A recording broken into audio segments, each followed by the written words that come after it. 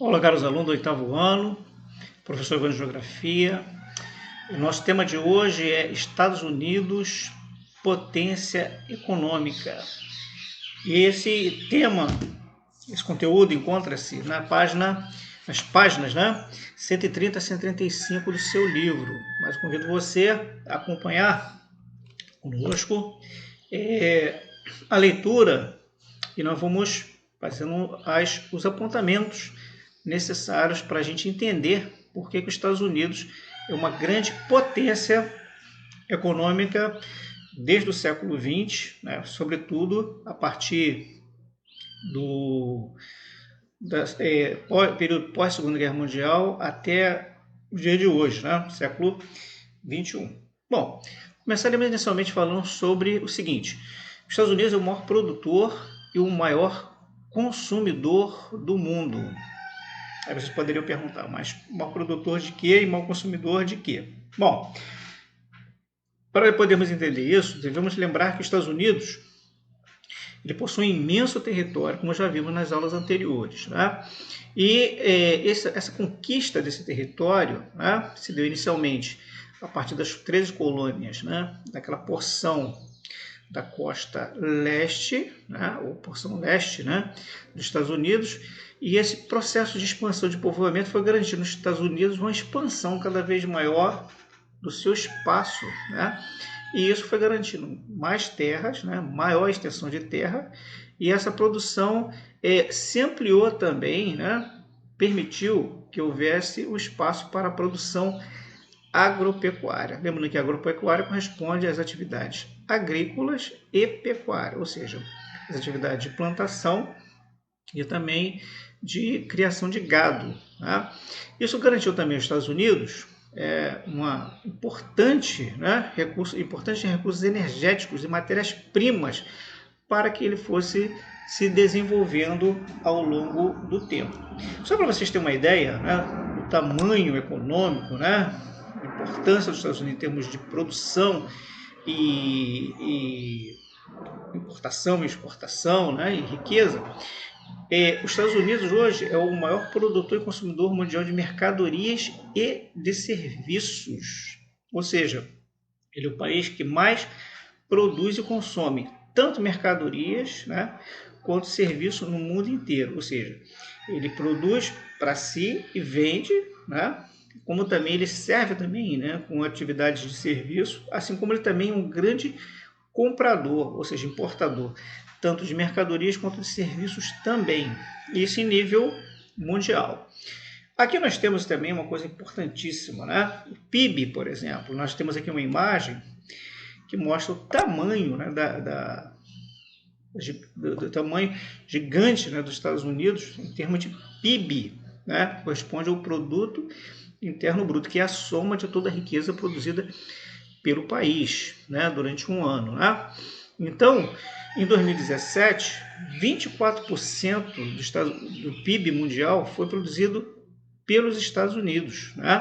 Ou seja, ele tem aqui, comparativamente com os outros países, ele tem não apenas o maior PIB, mas a diferença entre o primeiro e o segundo, que é a China, e em relação aos outros três, que é Japão, Alemanha e Reino Unido, observa que os Estados Unidos, por exemplo, em 2017, produziu durante esse ano 19,4 trilhões de dólares.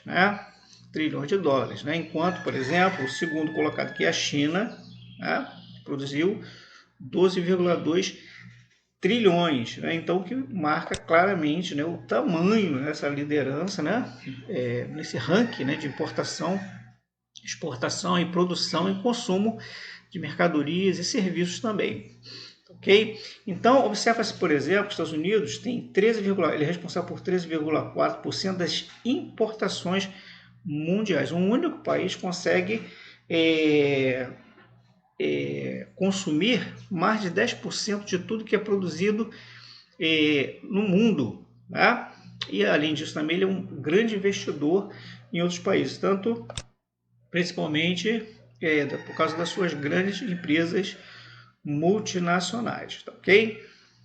Falemos agora sobre a questão da agropecuária, na qual os Estados Unidos têm um grande destaque. Observem só, os Estados Unidos são, né, exatamente isso, tá, gente? A gente não fala Estados Unidos os Estados Unidos são o país que tem a mais extensa superfície cultivada com lavouras que ocupam 21% do seu território, né? Isso somado com a porcentagem das áreas ocupadas pelas pastagens, que é 21% também, permite afirmar que as atividades agropecuárias abrangem quase metade do território estadunidense. Ou seja, nós temos aqui nos Estados Unidos, olha só, apesar dele, além dele ser um país muito grande, né, o seu território, 21% dele é ocupado com somente atividades agrícolas e outras 21% atividades pecuárias. Ou seja, 42% do território dos Estados Unidos é ocupado só com atividades agropecuárias. Um comparativo com o Brasil mostra, por exemplo, que o Brasil ocupa 30% dessas áreas em atividades agrícolas e agropecuária. Então, ou seja, o espaço, né, agropecuário dos Estados Unidos é bem maior do que o Brasil. E lembrando que os Estados Unidos também é um país maior em extensão territorial que o Brasil, ok? Então, olha só, quais foram as causas disso? Bom, a gente deve lembrar que os Estados Unidos, né, historicamente, né, com o processo de independência dos Estados Unidos, eles democratizaram o acesso à terra através das lei, né, da propriedade rural, que dividia, né, em pequenas propriedades e eram distribuídos para as pessoas que desejassem produzir, se comprometessem, pelo menos durante um certo tempo, produzir ali nos Estados Unidos, né, recém-independente. Então, isso levou, né, também a uma divisão, vamos dizer assim, muito democrática, né, onde todos pudessem ter acesso à terra. E essa foi associada ao emprego de sistemas intensivos, né, sobretudo o quê? Com a mecanização das atividades agrícolas, ou seja, é empregado uma forte mecanização ao longo do tempo, principalmente nos dias de hoje. A gente vai ver mais à frente que os Estados Unidos ele possui um emprego, né, dessa tecnologia altamente avançada.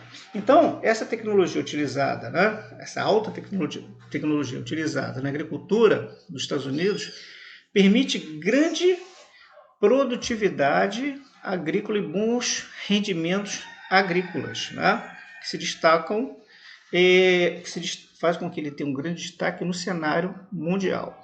Lembrando que rendimento agrícola significa o quê? Significa a quantidade de produção, né, em relação ao capital investido, como custo da terra, mão de obra, sementes e fertilizantes, né? Então, o retorno em termos de rendimento é muito grande, né? Eles investem um valor, mas o rendimento, ou seja, a diferença entre o emprego, né, o dinheiro, o capital investido e o lucro é muito grande, tá? Ok? Muito bem. Então, os Estados Unidos são o maior produtor e exportador mundial de alimentos. E ele tem, com isso, ele consome grande parte dessa produção e sobra também para exportação, que é diferente do Brasil, que ele é basicamente um país voltado para atividades que são agroexportadoras, ou seja, a maior parte dessa produção agrícola e pecuária destina-se ao mercado externo. Ok? E então ele tem um grande destaque na produção mundial, por exemplo, de milho, soja, né? Em termos de frango e carne, ele se coloca em segundo, né? Assim como o algodão, está em segundo lugar, e em terceiro na produção de trigo e açúcar, né? Por causa do emprego dessa alta tecnologia no seu território, ok? E esse processo de modernização no campo desse país favoreceu ainda a produção integrada de empresas, o que é? Empresas rurais. O que é empresa rural? A empresa rural são aquelas propriedades rurais de elevado nível tecnológico, altamente capitalizada e especializada na produção de determinados produtos agropecuários, né? Então, geralmente a gente pensa que as indústrias estão apenas na área urbana, não, mas ela também encontra-se no meio rural, né? Então, esse processo de modernização, né, dos Estados Unidos favoreceu a criação, né, a integração das empresas rural e indústria de alimentos, né, e que envolve, sobretudo, grandes empresas transnacionais, né? Lembrando que as empresas transnacionais são grandes empresas, né? Que têm a sua sede geralmente nos países envolvidos, no caso aqui dos Estados Unidos em particular, e que ela tem matrizes praticamente em quase todo o mundo, né? Tanto no mundo desenvolvido quanto no mundo subdesenvolvido, tá ok? Então, há uma utilização de máquinas e implementos cada vez mais avançados, e isso promoveu o quê? A substituição do trabalho humano no campo. Então, como a gente vai ver logo a seguir, as máquinas foram gradativamente, esse processo de mecanização, de alta tecnologia, foi sendo empregado na área rural, né, nas atividades agropecuárias, foi substituindo a mão de obra humana, ou seja, o trabalho humano no campo, e o campo foi se esvaziando, né? Então a gente tem uma porcentagem muito pequena de pessoas hoje que vivem nos Estados Unidos no campo. Então, para você ter uma ideia aqui, ó, de acordo com o censo agropecuário, em 2012, a agropecuária absorvia apenas 2% da população economicamente ativa do país, que a gente chama de PEA, né? Que são aquelas pessoas que estão numa faixa etária ativa, né, para o trabalho. Um comparativo com o Brasil mostra que ela é de 14, que no Brasil é de 14,2, né? Muito mais elevado que os Estados Unidos, né? E essa diferença se mostra sobretudo por causa justamente do emprego, né, altamente mecanizado nos Estados Unidos, coisa que não é aqui ainda no Brasil.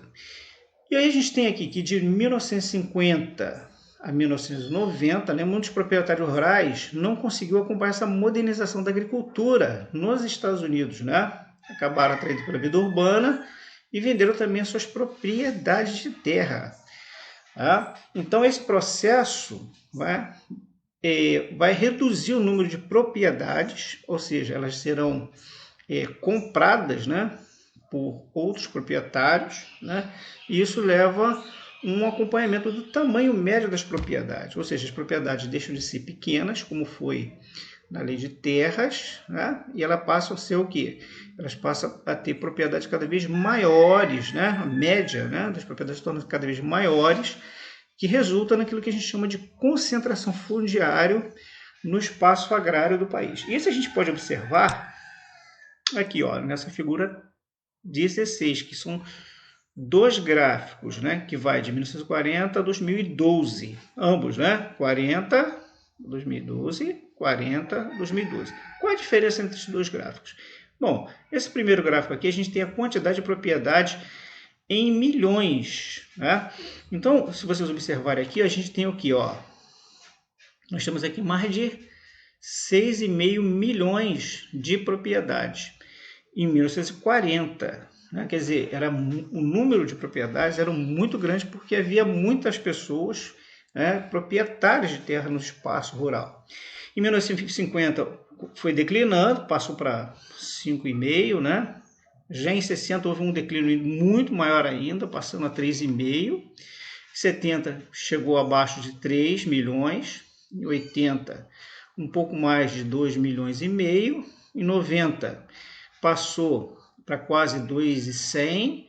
E agora a gente vê que em 2012, né, que foi o último censo, ficou em torno aí de 2 milhões de propriedades. Ou seja, ela reduziu mais de 1/3, né, o número de propriedades. Ou seja, isso acabou resultando exatamente nisso aqui, ó, área média das propriedades. Então, as propriedades que eram bem pequenas, né, em 1940, que as pessoas, né, vendendo as suas terras, não podendo acompanhar esse processo de modernização, né, que requer muito capital, muito investimento, né, por causa da concorrência, né? Então elas foram vendendo suas propriedades, elas foram sendo compradas por outros que já tinham propriedade, e então elas estão se tornando cada vez o quê? Cada vez maior essa concentração fundiária, ok? Muito bem. Então falamos agora sobre os cinturões agropecuários. Quando a gente fala de belts, estamos falando de cinturões, tá? Ok? Então, falamos dos cinturões agropecuários. Bom, nos Estados Unidos, o espaço agrícola, ele organiza-se, né, em zonas extensas e especializadas. Por isso que a gente chama de cinturões, né? São áreas muito grandes, né, e que formam como se fossem, na imagem, grandes cinturões, né, belts, né, em que predomina um determinado cultivo, né, de produtos, né, que é o principal, né, atividade comercial nessa área. Então a gente tem aqui na figura 17, né, nós temos aqui os cinturões agropecuários, né? Então olha só, na verdade o que a gente tem? Não significa que há apenas aqui um único tipo de produto plantado, né? Uma atividade agrícola. Significa que ele é predominante. Em algumas áreas você tem uma mistura, né? 2 ou 3 ou mais, né, produtos agropecuários. Bom, vejamos aqui então. Então a gente tem aqui, ó, cinturão do algodão, cinturão do leite, cinturão do milho, do trigo, fruticultura, cinturão industrial, cinturão agropecuário, cinturão da policultura e criação de gado. Então, só para a gente ter uma ideia aqui, por exemplo, nessa porção aqui, centro, né, oeste dos Estados Unidos, predomina o cinturão da pecuária. Aqui, por exemplo, essa faixa aqui amarela fica bem no centro, né, centro aqui norte, a gente tem o cinturão de trigo. Aqui, por exemplo, nessa faixa aqui, né, em rosa, a gente tem aqui o cinturão de policultura e criação de gado. Essa área aqui no nordeste dos Estados Unidos, né, região dos Grandes Lagos, corresponde aos cinturões industriais com diversificação, né, atividade de criação de gado, policultura e assim sucessivamente, né. Aqui, por exemplo, essa região aqui da Califórnia, né? A gente tem aqui o cinturão de fruticultura, tá? Sempre ligado também à questão climática, tá ok? Vamos avançar aqui mais um pouco. Falamos agora sobre o espaço urbano industrial. Bom, essa figura 18 aqui, que corresponde à figura do livro de vocês também, tá?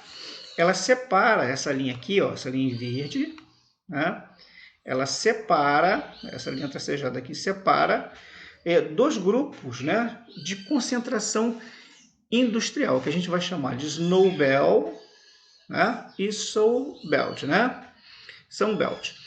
Neve, Snow e Sol, né? Cinturão de neve e cinturão do sol. Ok? Uma coisa que eu quero chamar a atenção de vocês aqui é que cada um desses elementos que aparecem aqui no mapa corresponde a uma atividade industrial.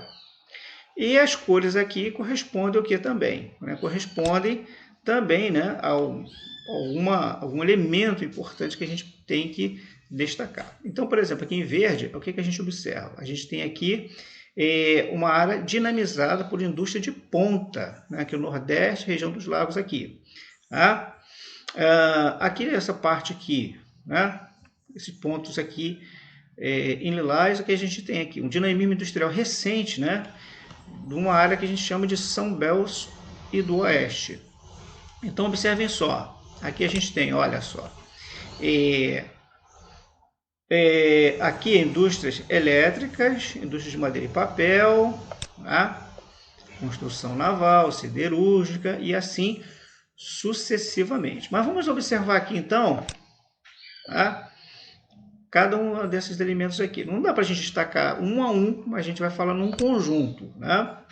Ok? Vamos começar a falar primeiro sobre o cinturão, os Snow Belts. O que significa cinturão da neve? Bom, o Snow Belt, né, ele está onde? No Nordeste dos Estados Unidos, né? Para o mundo. O Nordeste dos Estados Unidos corresponde a essa área aqui, ó. Vamos lá. Aqui, ó. Como a região de Baltimore, Filadélfia, Nova York, né? E a região dos Grandes Lagos, né? Então, olha só, essa região aí se localiza a maior e mais antiga concentração industrial do país, que a gente chama de Manufacturing, né? Belt, ou cinturão industrial. Por quê?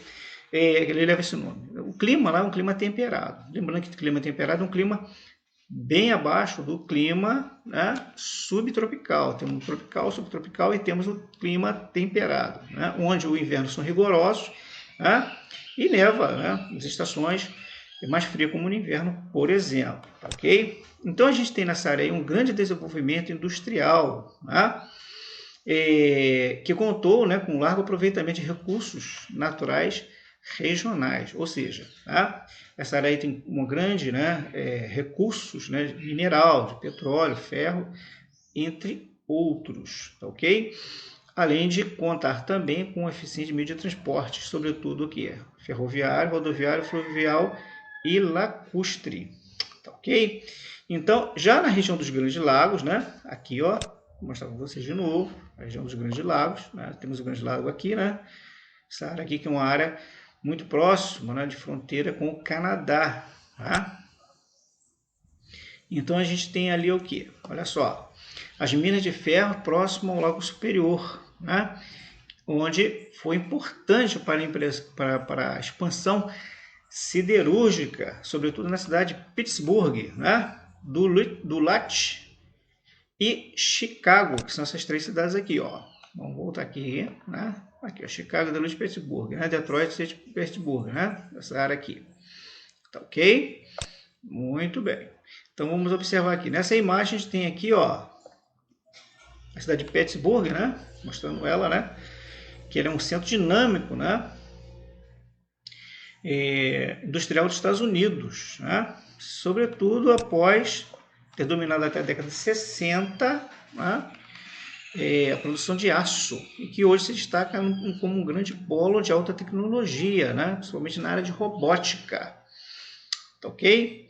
Ela tem aproximadamente 300 mil habitantes, né, e sua região metropolitana, né, tem 1,8 milhões de habitantes. Lembrando que a região metropolitana corresponde àquela cidade principal, a área que corresponde a uma cidade principal e que tem uma grande polarização em torno das cidades que o cerca, como acontece aqui na região metropolitana do Rio de Janeiro. Né? Tá ok? Vamos lá. Então essa região exerce uma enorme influência sobre o restante do mundo, né? Por quê?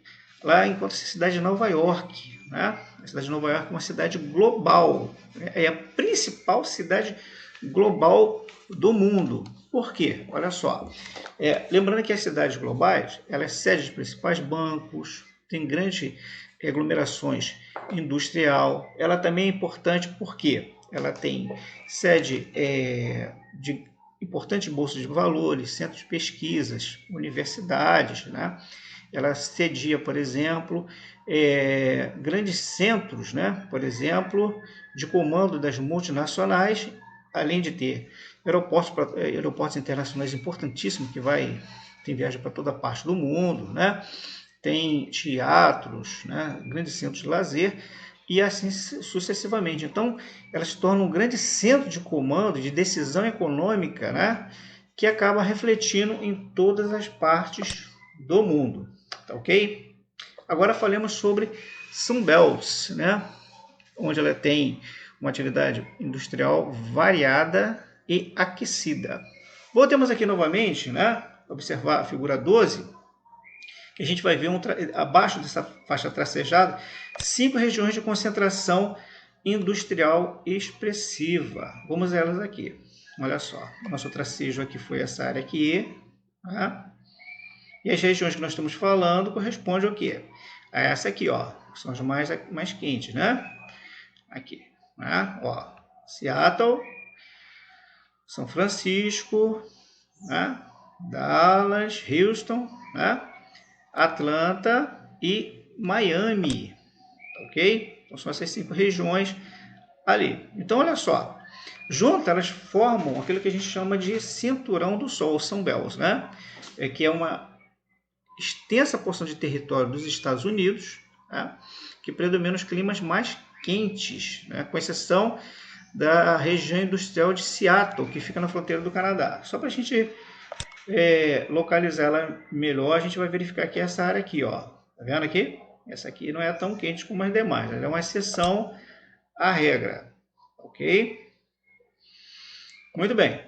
Então, olha só. Então, é onde se localiza um conjunto variado de espaços industriais de desenvolvimento recente. Significa o quê? Que elas têm tendo um grande, né, avanço nessa industrialização, né, de maneira mais recente.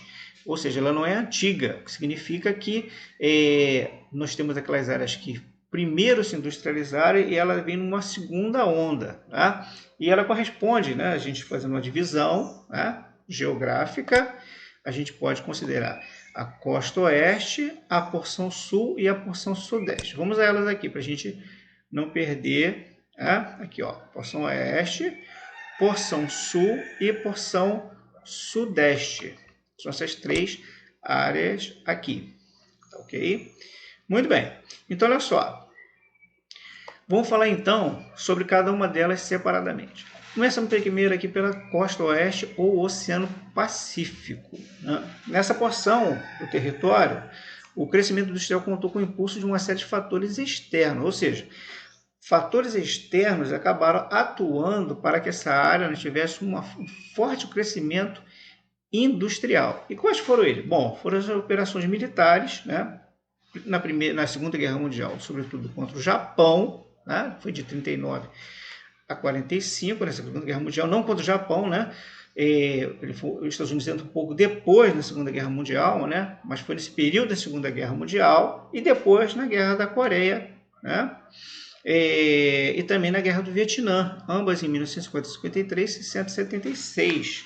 Então, elas estimularam a fixação e o desenvolvimento de indústrias armamentistas nessa área do litoral do Pacífico, né? Que ficam o quê? Mais próximas da região do conflito.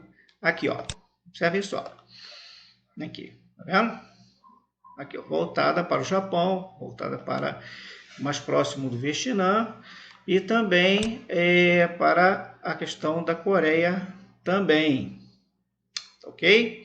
Muito bem. Falamos agora da porção sul e do sudeste. Bom, na porção sul e do sudeste, a gente encontra os estados do Texas, da Flórida e da Geórgia, onde também é uma grande diversidade nas atividades industriais. Né?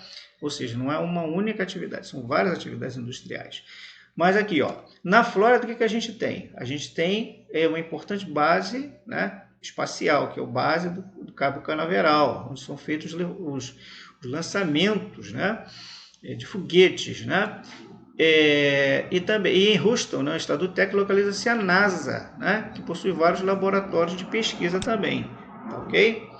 Então aqui a gente tem uma imagem, por exemplo, do lançamento do foguete do Cabo Canaveral no estado da Flórida, Estados Unidos, né? Vamos voltar aqui para a gente mostrar para vocês aqui, ó. Aqui, ó. Aqui, ó. Cabo Canaveral, tá vendo aqui? São feitos esses lançamentos espaciais dos Estados Unidos, né? As suas pesquisas e tal, ok? Então ficamos por aqui, a todos um forte abraço e a gente se vê no próximo vídeo.